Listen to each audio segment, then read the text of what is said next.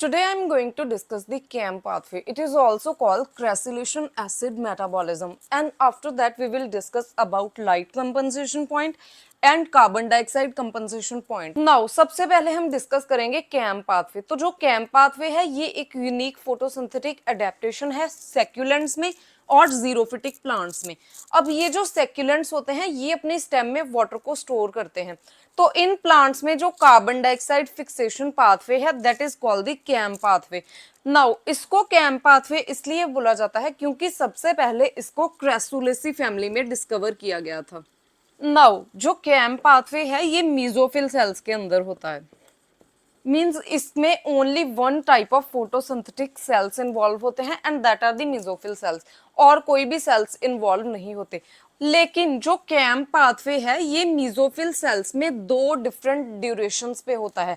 एक तो during night time, तो नाइट टाइम पे जो सेक्युलेंट्स हैं ये अपने स्टोमेटा को ओपन रखते हैं और इसकी वजह से स्टोमेटास के थ्रू कार्बन डाइऑक्साइड इनके अंदर एंटर करती है लीव्स में। तो जो कार्बन डाइऑक्साइड है यहाँ पे इसकी स्टोरेज होती है। So during the night time ये कार्बन डाइऑक्साइड को स्टोर करता है। सो इसलिए इसको कार्बन स्टोरेज पाथवे भी बोला जाता है। And second is during the day time. अब जो सेक्युलेंट्स हैं इनकी स्टेम में वाटर स्टोर्ड रहता है, वो इसलिए क्योंकि दिन के टाइम ये अपने स्टोमेटा को क्लोज्ड फॉर्म में रखते हैं। तो उस टाइम पे जब इनके स्टोमेटा क्लोज होते हैं और in the presence of light ये कार्बन डाइऑक्साइड जो इन्होंने नाइट टाइम में स्टोर की थी अब उसकी ये फिक्सेशन करते हैं। सो ऐसे जो कैम पाथवे है ये दो डिफरेंट टाइम्स पे ऑपरेट होता है, first during the night time and second during the day time. और नाइट टाइम में इनमें कार्बन डाइऑक्साइड की स्टोरेज होती है and during the day time in the presence of light यहाँ पे कार्बन डाइऑक्साइड की फिक्सेशन होती है।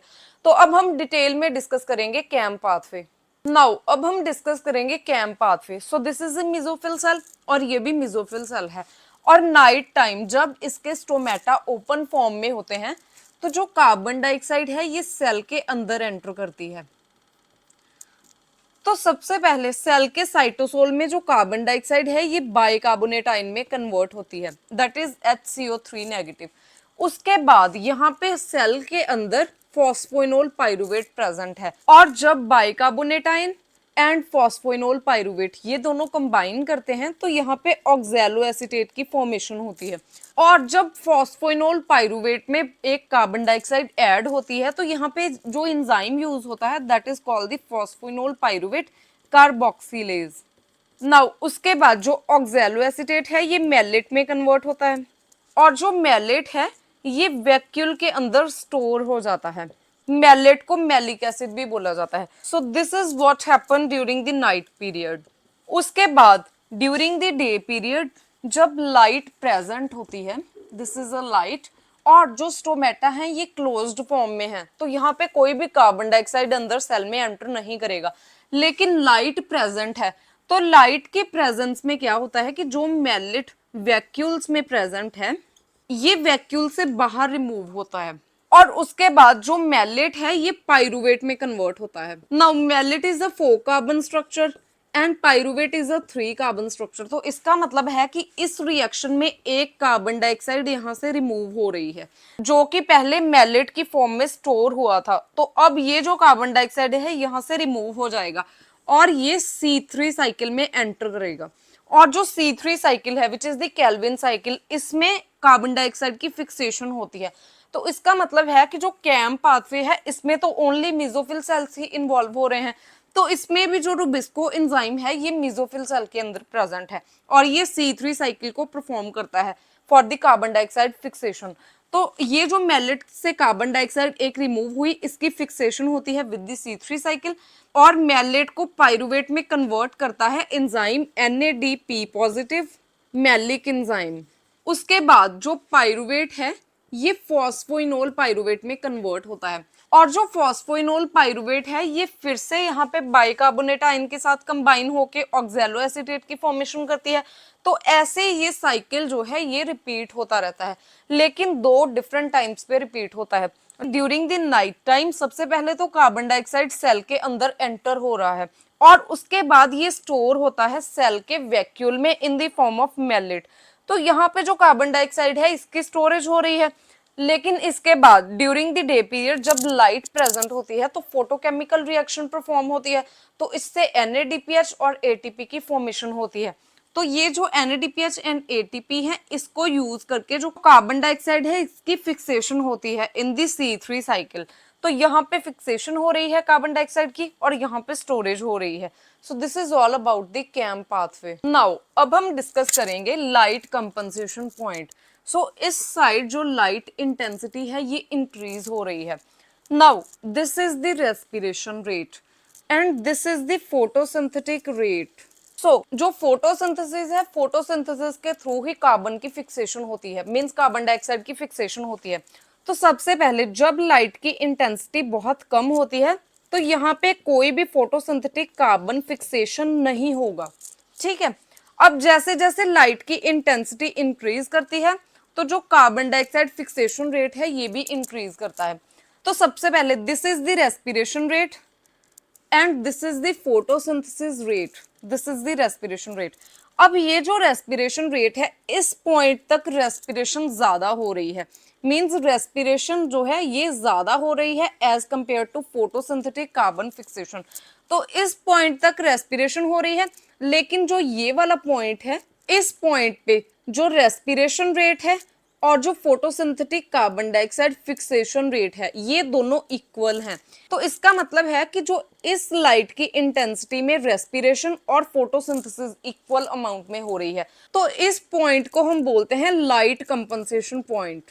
तो जो लाइट कंपनसेशन पॉइंट है यहाँ पे कोई भी फोटोसिंथेटिक कार्बन डाइऑक्साइड फिक्सेशन नहीं होगी।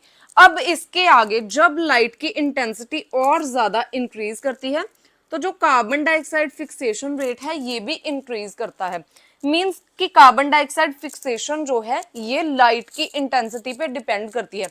लेकिन ये एक सैचुरेशन है, इस पॉइंट के आगे जाके अगर लाइट इंटेंसिटी इंक्रीज भी हो रही है फिर भी जो कार्बन डाइऑक्साइड फिक्सेशन रेट है ये सेम ही है। तो इसका मतलब है कि ये एक सैचुरेशन पॉइंट है, इसके आगे अगर लाइट की इंटेंसिटी इंक्रीज भी होगी तो photosynthetic carbon dioxide fixation rate same ही रहेगा। नाउ जो लाइट कंपनसेशन पॉइंट है इससे फोटोसिंथेटिक एफिशिएंसी का पता लगता है। तो जिन प्लांट्स में लाइट कंपनसेशन पॉइंट कम होता है इसका मतलब है कि इसकी फोटोसिंथेटिक एफिशिएंसी ज्यादा है। So this is all about the light compensation point. Now अब हम डिस्कस करेंगे कार्बन डाइऑक्साइड कंपनसेशन पॉइंट। तो सबसे पहले इस साइड जो कार्बन डाइऑक्साइड की कंसंट्रेशन है ये इंक्रीज हो रही है इन दी पास्कल, और इस साइड जो कार्बन डाइऑक्साइड की एसिमिलेशन रेट है ये इंक्रीज हो रहा है।